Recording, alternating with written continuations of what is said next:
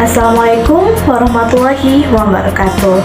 Hai, bertemu saya lagi di konten edukasi untuk kamu yang ingin paham tentang perpajakan. Nah, teman-teman, sebelumnya saya sudah menjelaskan tentang pengertian PPN. Pada kesempatan kali ini, saya akan menjelaskan tentang karakteristik dan pemungut PPN. So, pantengin terus ya video.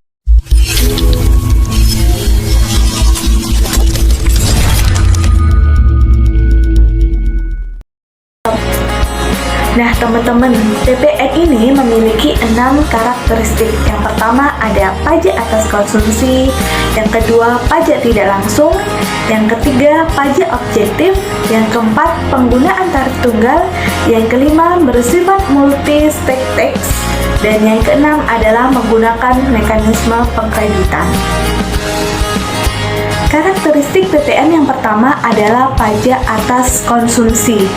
Nah, pajak ini akan dikenakan pada pihak konsumen atau orang yang membeli barang dan tidak untuk dijual kembali.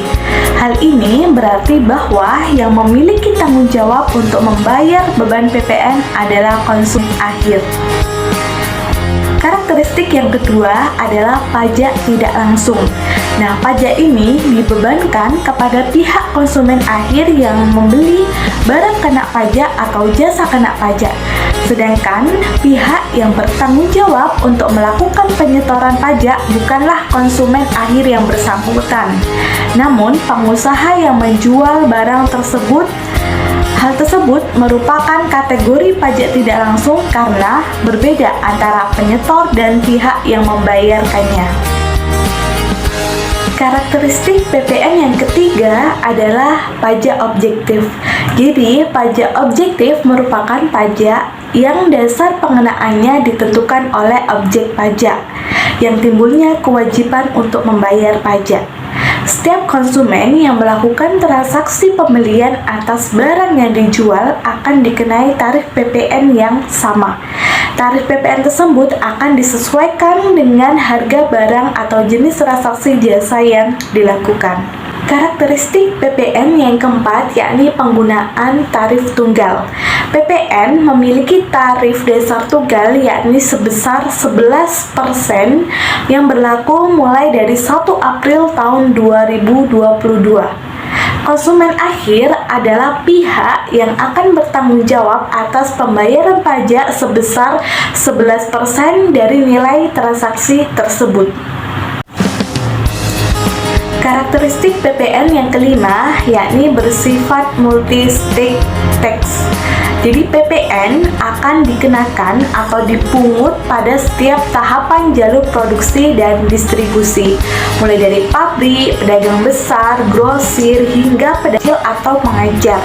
Meskipun pajak ini dikenakan pada setiap mata rantai produksi dan distribusi, namun tidak akan menimbulkan efek pemungutan pajak ganda karena mekanisme pajak yang menganut sistem pengkreditan yaitu pajak keluaran dan pajak masukan.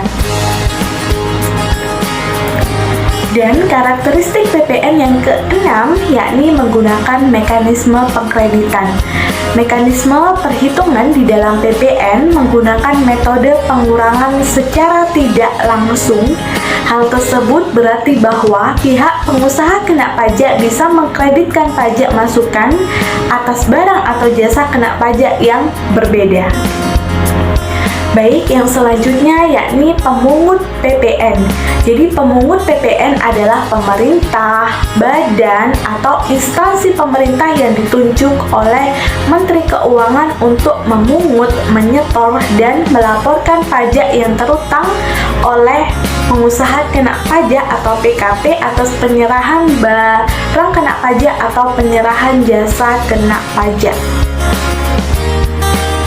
Nah, pemungut PPN ini dapat dibedakan menjadi 4. Yang pertama, instansi pemerintah.